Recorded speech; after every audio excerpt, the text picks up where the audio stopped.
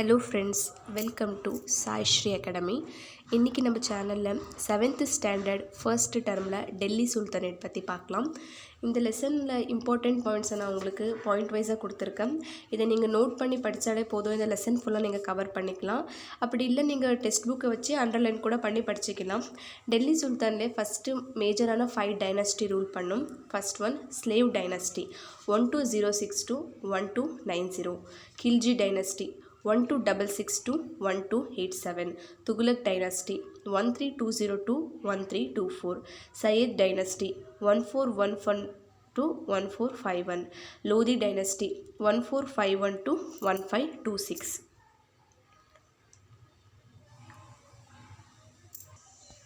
First one slave dynasty. Slave டைனஸ்டியில் இருக்கிற important points எல்லாம் நான் உங்களுக்கு நோட்ஸாக இங்கே எடுத்து கொடுத்துருக்கேன்.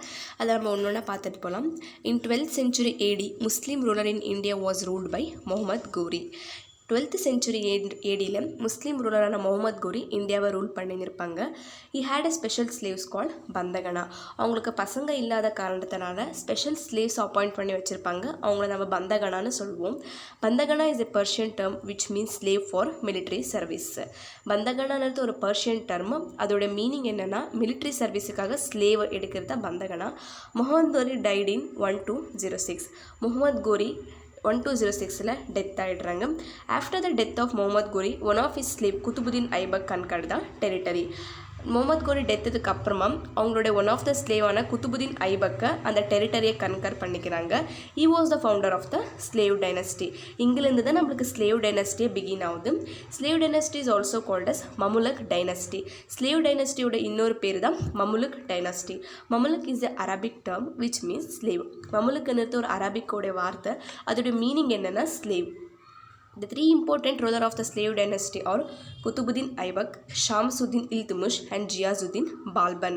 நம்ம இம்பார்ட்டண்ட்டான 3 கிங் யாருன்னா குத்துபுதீன் ஐபக், ஷாம்சுதீன் இல்துமிஷ் அண்ட் ஜியாசுதீன் பால்பம். இவங்களை பற்றி நம்ம நெக்ஸ்ட் ஒன்றா டீட்டெயிலாக பார்த்துன்னு போகலாம். டோட்டலாக slave dynasty rule for 84 years.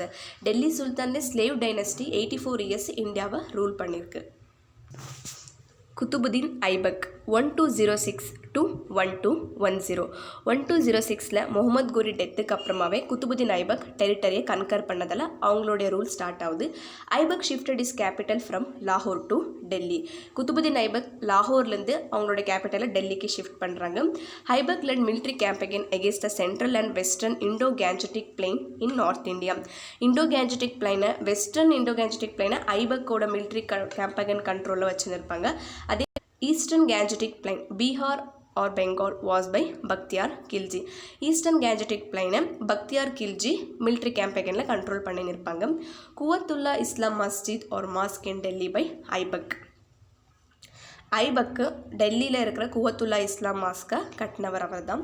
It is the oldest mask in India. இந்தியாவில் ஒன் ஆஃப் த ஓல்டெஸ்ட் மாஸ்கே குவத்துல்லா இஸ்லாம் மாஸ்க் தான். He also led the foundation of Qutb Minar but was unable to complete. Great Qutb Minar உங்களுக்கு தெரியும். அதை ஃபவுண்டேஷனை ஸ்டார்ட் பண்ணதே குத்துபுதீன் ஐபக்கோட பீரியடில் தான். But he was unable to complete. அவரால் கம்ப்ளீட் பண்ண முடியலை.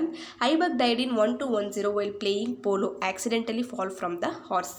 1210 ஐபக் போலோ ப்ளே பண்ணும்போது அது ஒரு ஹார்ஸ் கேம், அதுலேருந்து கீழே விழுந்து ஆக்சிடெண்ட்டாக டெத் ஆகிறாரு.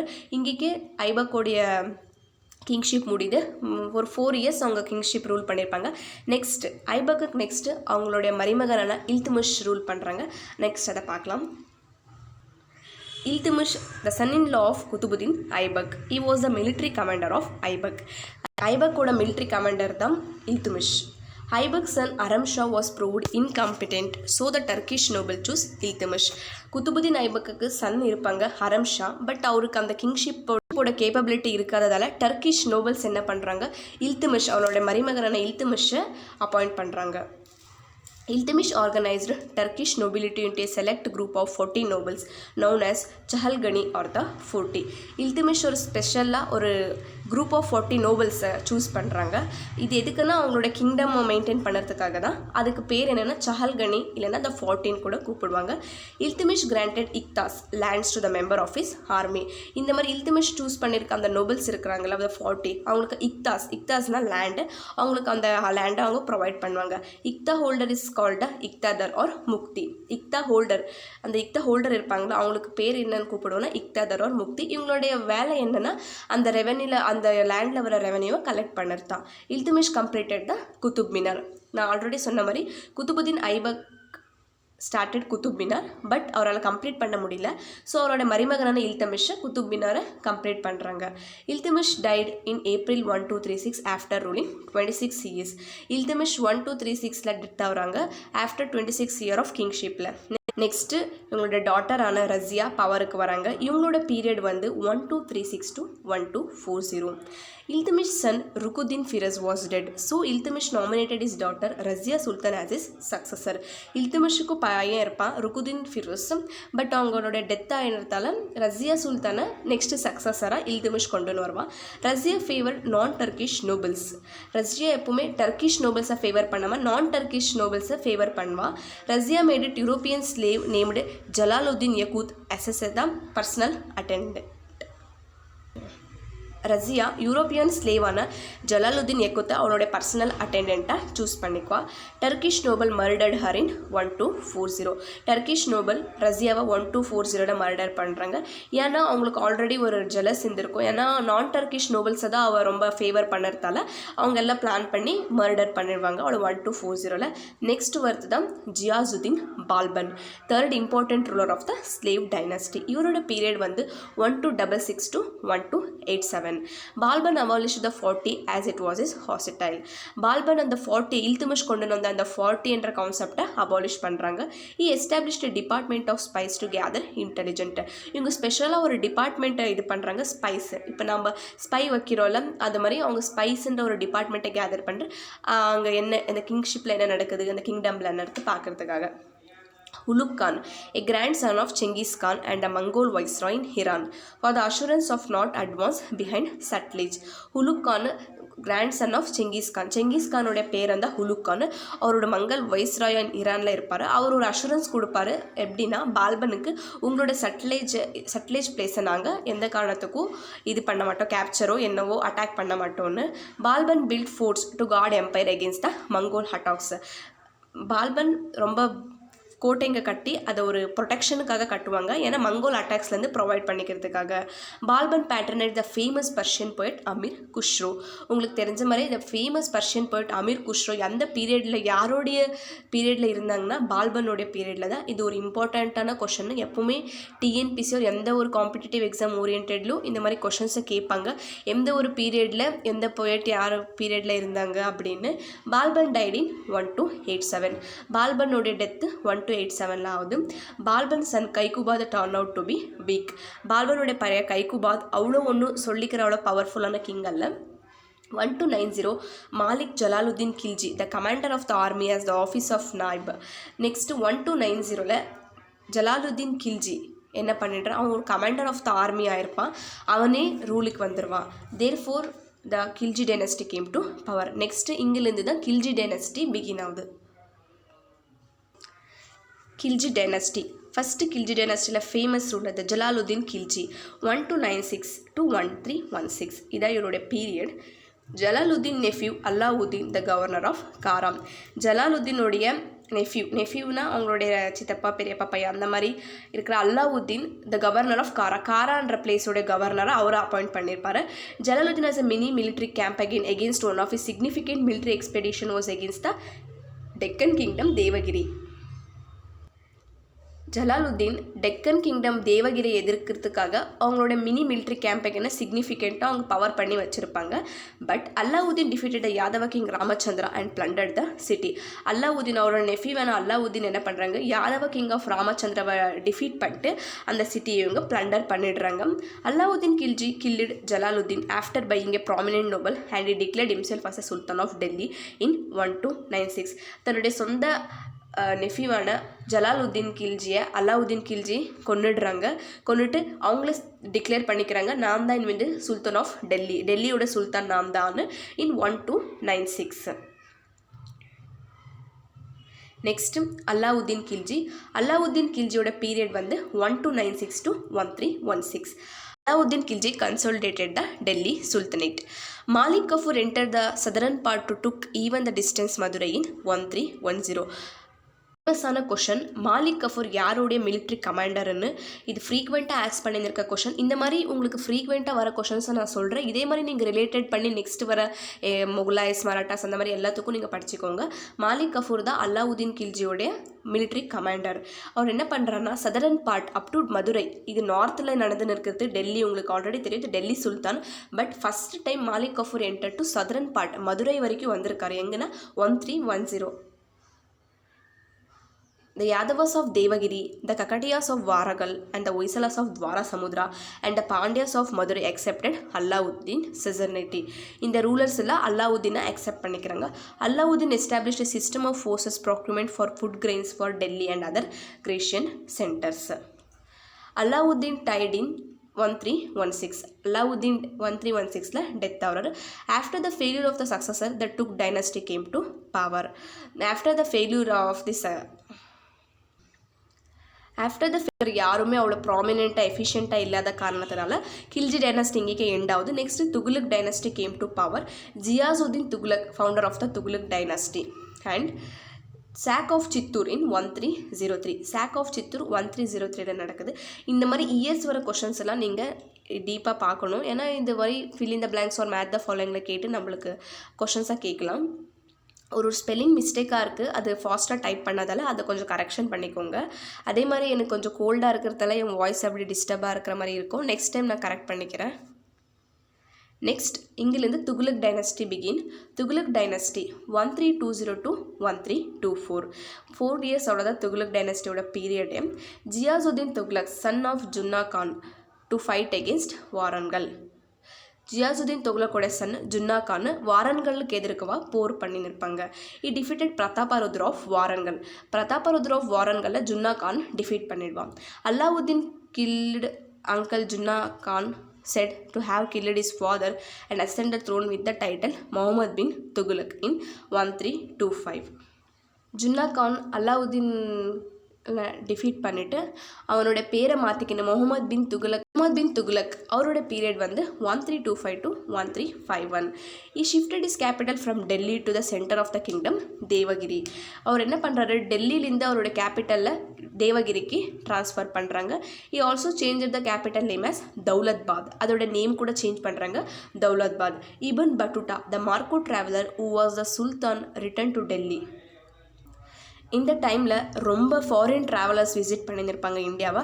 அதே மாதிரி முகமது பின் துகுலக்கோடைய பீரியடில் வந்த ட்ராவலர் யாருன்னு மோஸ்ட் கொஷன் இதில் இந்த மாதிரி கேட்பாங்க. எந்தெந்த கிங்ஷிப்பில் எந்தெந்த traveller, Persian traveller, Russian traveller அந்த மாதிரி கேட்பாங்க. அந்த மாதிரி வந்தவங்க யாருன்னா மார்க்கோ ட்ராவலர் இபன் பட்டுட்டா இந்த முகமது பின் துகுலக் பீரியடில் வந்து டெல்லியை விசிட் பண்ணியிருப்பாங்க.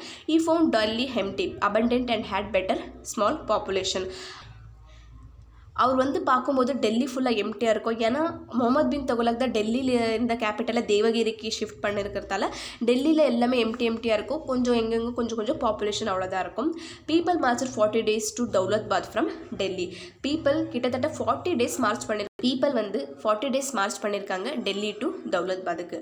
Tughlaq ruled by sultan for 25 years. The new Dawlatbad conquered the territory around them were declared independent sultanate called Bahmani. அந்த தௌலத்பாதுக்கு நியராக இருக்கிற எல்லா டெரிட்டரியில் இருக்கிற கிங்க அவங்கவுங்களாவே இண்டிபெண்ட்டாக நாங்கள்லாம் பஹமனி அப்படின்னு அவங்கவுங்களே கூட்டுக்கிறாங்க. ஏன்னா இந்த கிங் பண்ண பெரிய மிஸ்டேக் என்னென்னா அவங்களோட கேபிட்டல் அங்கேருந்து இங்கேருந்து அங்கேக்கு மாற்றினதால தான் அந்த பாப்புலேஷன் பாதி பேர் போகிற வழியிலே டெத் ஆகிடுறாங்க. அதனால அந்த ஒரு கிங்ஷிப் டிக்ரீஸ் ஆகிடுது. மதுரை வாஸ் ப்ரோக்ளமேட் செப்பரேட் சுல்தானேட் இன் 1334. மதுரை ஒரு தனியாக செப்பரேட் சுல்தானேட்டுன்னு 1334 அவங்களாவே டிக்ளேர் பண்ணிக்கிறாங்க. அதே மாதிரி பெங்கால் பிகேம் இண்டிபெண்ட் இன் 1346. பெங்காலும் 1346 அவங்க ஒரு இண்டிபெண்ட் கிங்டம் அப்படின்னு டிக்ளேர் பண்ணிக்கிறாங்க. இந்த மாதிரி குட்டி குட்டியாக பக்கத்தில் இருக்கிற எல்லா டெரிட்டரியும் அவங்கவுங்களவே இண்டிபெண்ட்டாக டிக்ளேர் பண்ணிக்கிறாங்க. பிகாஸ் அவங்க ஒரு ப்ராமினெண்ட்டான கிங் லீடர்ஷிப் இல்லை, அதனால் அவங்கவுங்களே இண்டிபெண்ட்டாக தன்னுடைய பெங்கால், மதுரை இந்த மாதிரி ஒருமே இண்டிபெண்ட்டாக டிக்ளேர் பண்ணிக்கிறாங்க. Tughlaq tight on 23 March 1351. Tughlaq என்ன பண்ணிடுறாங்க 23 மார்ச் 1351 டெத் ஆகுறாங்க. நெக்ஸ்ட் சக்ஸஸர் தான் ஃபிரோஸ் ஷா துகுலக். அவனோட பீரியட் வந்து 1351 to 1388. Firoz, the son of Ghiyasuddin younger brother, succeeded Muhammad bin Tughlaq. He refused to accept an invitation from a Bahmani prince to intervention in the affairs of the Deccan. Adopted many humanitarian measures. கொஞ்சம் ஹியூமனிடேரியனுடைய measures, கருணை அந்த மாதிரிலாம் இருந்த period, அந்த மாதிரி இருந்த king யாருன்னா ஃபிரோஸ் ஷா துகுலக் தான். He banned inhuman punishment and abolished taxes not recognized by Muslim law. அந்த மாதிரி இந்த மாதிரி டேக்ஸஸ் பனிஷ்மெண்ட்டுக்காக டேக்ஸ் கொடுக்குறது அது எல்லாமே அவங்க அபாலிஷ் பண்ணிடுறாங்க. He laid out 1200 new gardens and restored 30 olden gardens of Alauddin Khilji. Alauddin கில்ஜியோட 30 ஓல்டன் கார்டன் பழைய இருந்த கார்டன்ஸை ரீஸ்டோர் பண்ணியிருக்காங்க. புதுசாக 1200 கார்டன்ஸ் கட்டுறதுக்காக அவங்க ஸ்டெப் எடுத்திருக்காங்க. His own son Muhammad Khan revolt against him and Firoz Shah died in September 1388 at the age of 83. அவனோட சொந்த பையனை முகமது கான் ரிவோல்ட் பண்ணுறாங்க, அவங்க எதிர்க்க போராடுறாங்க அவங்க அப்பாவுக்கு எதிர்க்கவே.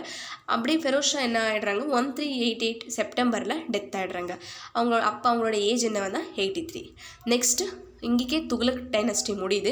Next Timur invention in 1398. Tamerlane or Timur of Delhi came decade after Firoz Shah Tughlaq died. Firoz Shah Tughlaq death ஆன அப்புறம் டைமரோட இன்வென்ஷன் ஸ்டார்ட் ஆகுது. Entered India in December 1398 and plundered Delhi. December 1398 இந்தியாவுக்கு என்டர் ஆகுறாங்க.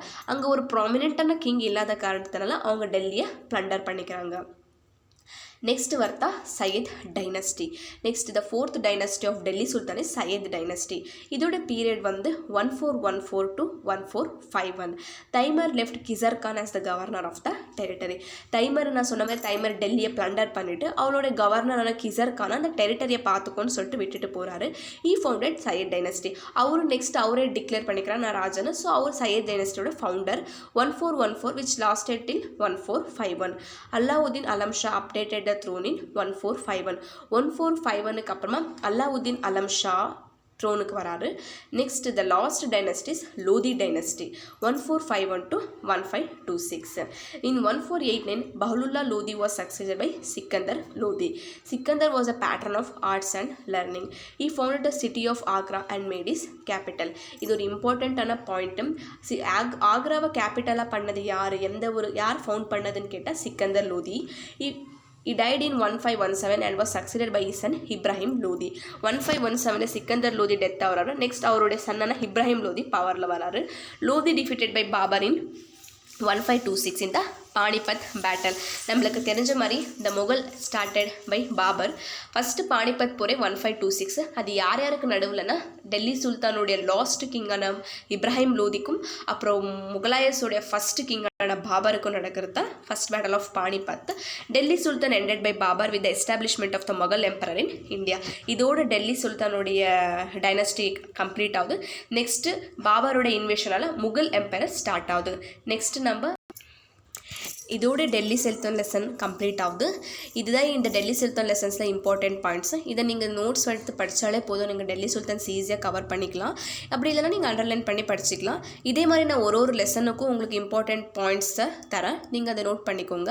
அதே மாதிரி நம்ம சேனலில் எல்லாமே ஜென்ரல் இங்கிலீஷுக்கு ரிலேட்டடாக இருக்கிற எல்லாமே போடுவோம், மறக்காமல் ஃபாலோ பண்ணுங்கள். இந்த வீடியோ உங்களுக்கு பிடிச்சிருந்தா உங்கள் ஃப்ரெண்ட்ஸ் யார் காம்படிட்டிவ் எக்ஸாமுக்கு ப்ரிப்பேர் பண்ணுறாங்களோ அவங்களுக்கு யூஸ்ஃபுல்லாக இருக்கும்னு தோணுச்சுன்னா அவங்களுக்கு ஷேர் பண்ணி விடுங்க.